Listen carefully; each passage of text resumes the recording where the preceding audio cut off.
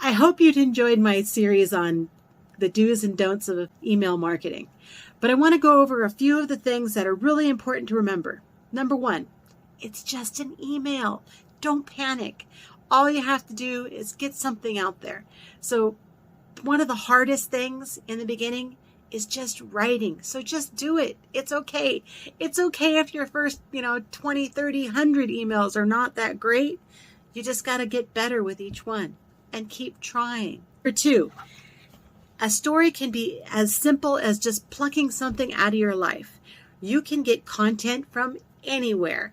Content can be from something your son told you today, or something that you read in a book yesterday, or something you saw on a webinar this morning. It could be anything. Don't be afraid to find those little things and write them down, jot them down. And not all emails need to be clickable, selling emails. You don't want everyone to be like a hard sell call to action. It's okay if some of them are just informative. People like that. Keep doing it. Subject lines. Keep them simple. Subject lines can be a curiosity.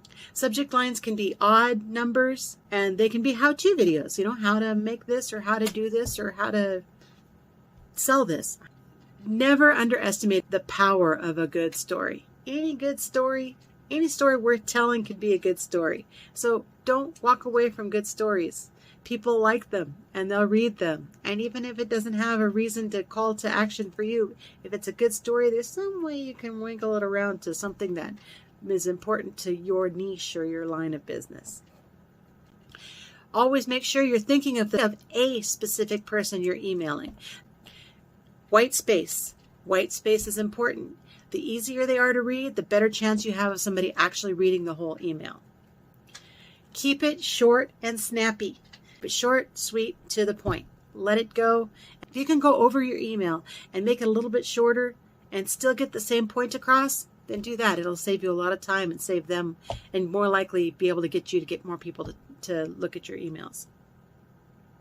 Use in-context links that can be used within the story, or add a PS on the bottom if you want to.